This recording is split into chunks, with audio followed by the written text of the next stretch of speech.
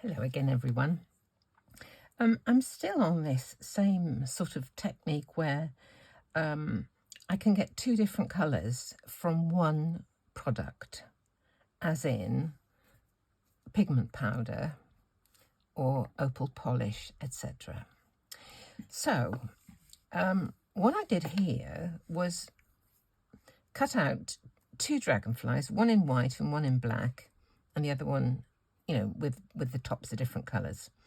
And I used this pixie powder, which is peacock green. This one does have the two colours, as you can see. On the white, it's the greeny colour, and on the black, it's the bluey colour. I have several other pixie powders, none of which have two colours. So that's that one.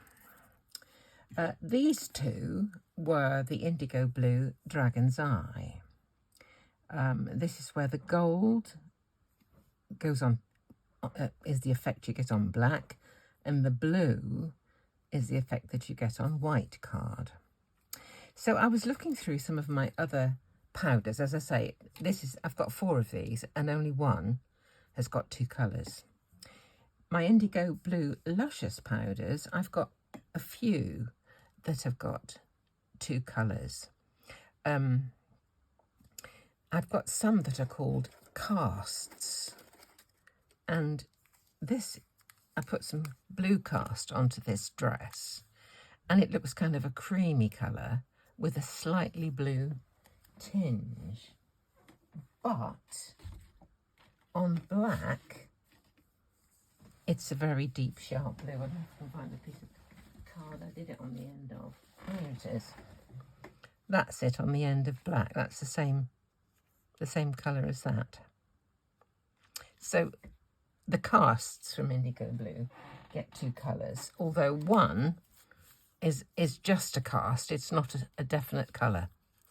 It's just a cast of the colour, if you get my drift. So what I thought I would try and do today is find other ways of getting black and white on the same piece of card to try one of these powders. I've got one here. Been doing a bit of testing. This is Verdigris. Verdigris does go into two colours. Not all of the luscious powders do. You can almost tell by looking at them. I don't know if you remember when Cleo was here the other day and we got out some of the Dragon's Eye, I said, what colours can you see? And she could see all sorts of colours. She could see the gold, she could see some white, she thought. So you can partially tell by looking in the pot to see if you think you might get two colours, and the other way is to actually just try it and see. So I have got out a favourite background stamp of mine. I believe this is Rose Petals by Impression Obsession. So I could ink it in black, take a print on white and do that and see, but I thought I would try and do the opposite. So to try and get white onto here, I'm going to try and use some white gesso. I've got a little sponge to try and apply it. I have some black card to take a print, and I have my pot of verdigris and a little drop of water there to see if it works. If it does, that'll be the end of this video. And then I will use whatever I've made in another video to make a card to show you what I can do with it. Okay, let's just have a little go. There's my gesso. Let me get something out together. Here we go. Get a bit of this out onto the table, onto the mat. Okay. Now I'm going to use my sponge. I'm not going to do the whole thing because my card isn't as big as the background, so I'm just going to use part of it. Don't want too much on the sponge because I don't want it to go into all the crevices, but I do want to get some coverage onto the white, onto the top of the stamp. I thought Cleo was brilliant with the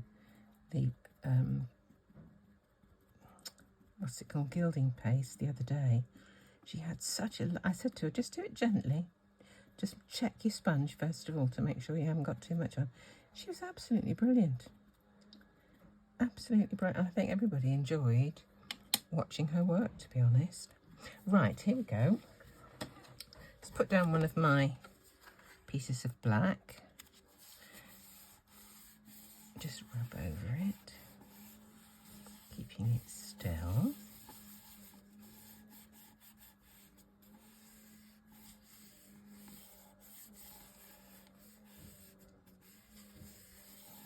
There we go. Let's hope. The moment of truth. Oh, look at that. I'm just going to pop this with a piece of baby wipe over it, because I don't want it to dry out completely while I'm doing this, but I would like to use that again. I'll put the lid on this. I'll scrape a bit of that up because it took out rather too much. And all this time this is drying a little bit, isn't it? So, right. Let's put the lid on the gesso. I hadn't really ventured into the use of gesso much until I went on the Indigo Blue retreat, where it was used for its main purpose, I guess, as a primer. But since then I've kind of thought, oh, I've got that, I can use that, and I found a few uses for it, which is jolly interesting. Right, okay. Now, I think I might just have to give this a little, I will give it a little dry.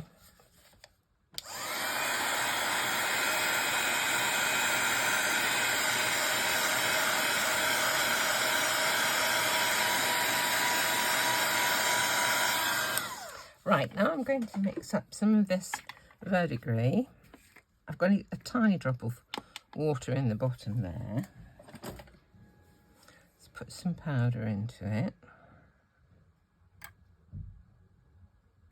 Okay, see how that goes. I have to say, mixing it up with the brush is much easier on the ears than trying to mix it up with this thing. Oh dear, it does scratch awfully. Right, let's try this.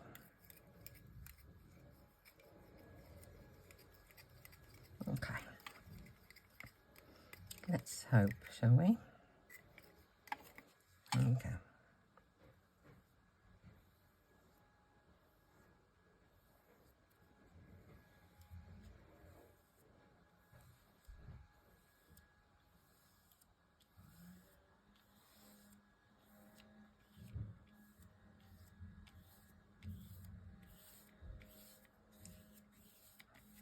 More there.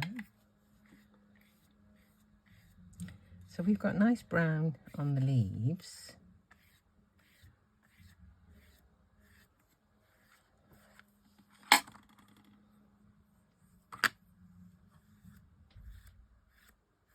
I might go over it with a bit of, it's quite interesting, isn't it? What do you think? Let's put the top on this. Ooh, made a nasty noise, didn't it? Let me dry it off a minute.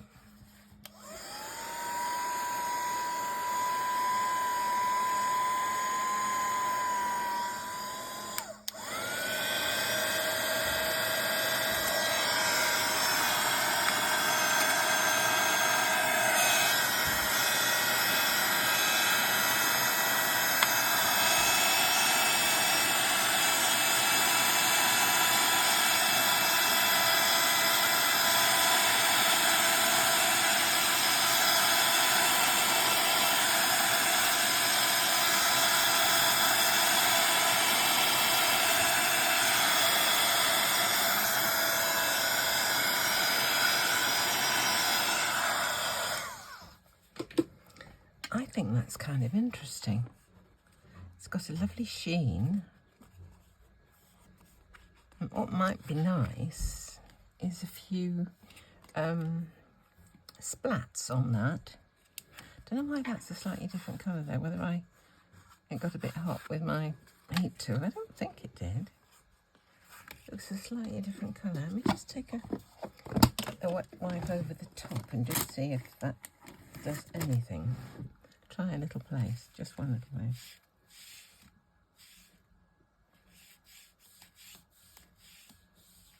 Now that just takes it off the lot, doesn't it? I'll put that back again. Right. I could try some splats, couldn't I? Let's just see.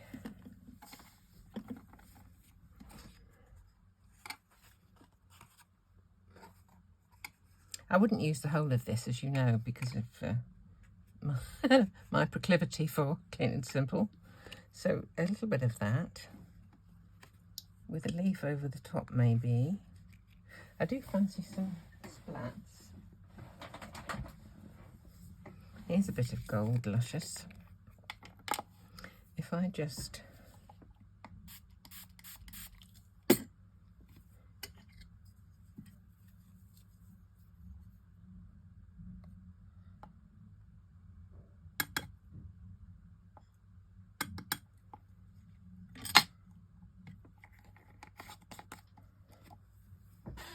I've got a splatty brush, but I don't know quite how to use it really.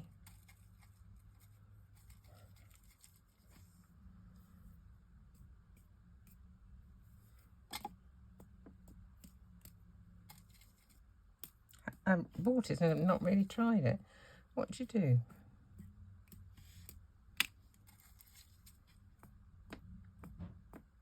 That kind of thing. Do I need some more water in there? Let's try. Make it a bit wetter.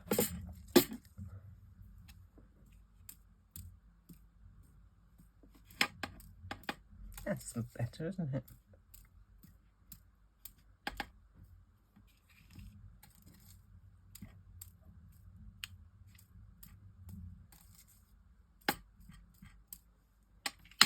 Right. Shall I just do one the other way round and just see what the difference is? Let me just do that. Get this off, if I can.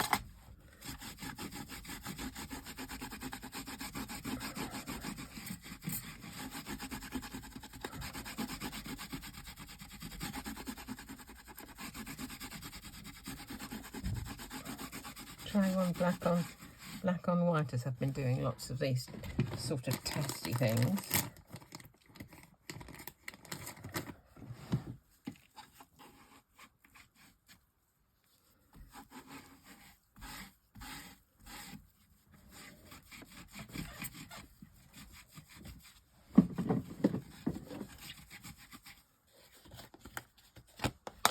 There we go. Let's get this out. I hope this is going to be enough just to try it. I'll do it with a bit of black gesso, I think. Let's see how we go. Here's my black gesso. Might not be a very fair test, as I've got some remains of white on there, but I just didn't want to do too much. Get a clean bit of sponge for this gesso.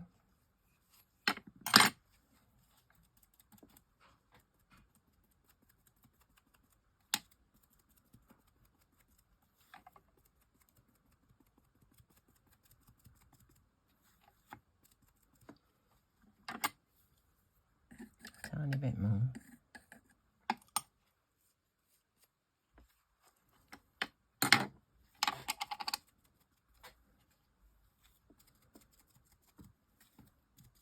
I found that gesso, actually, the black gesso, does work for these changing colour things. It does work better than ink because it seems to be, I don't know, more of a barrier. The ink is almost more translucent. Here's a bit of white. That's so easy. Let's try this. Here's a piece of scrap. Always got some of this to hand. Okay. There's the black. I'll put that over there to keep that. Let's try this again now with the brush.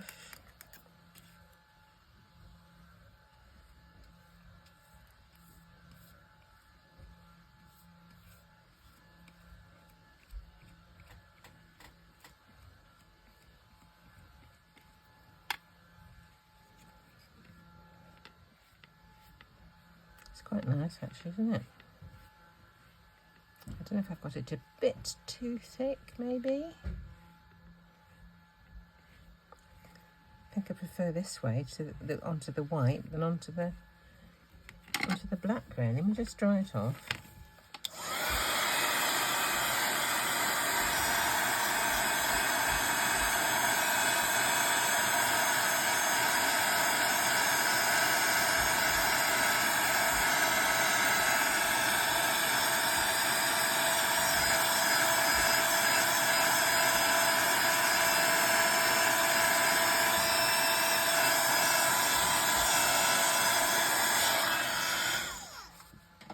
I do have an apron on, you'll be happy to know. So, I don't know if you can see the effects of that, but I'll put a few splats on this one.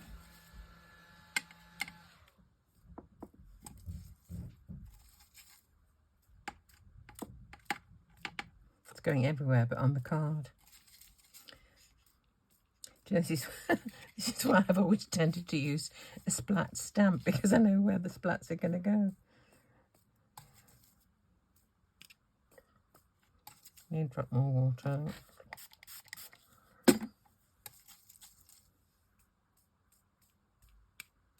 There we go.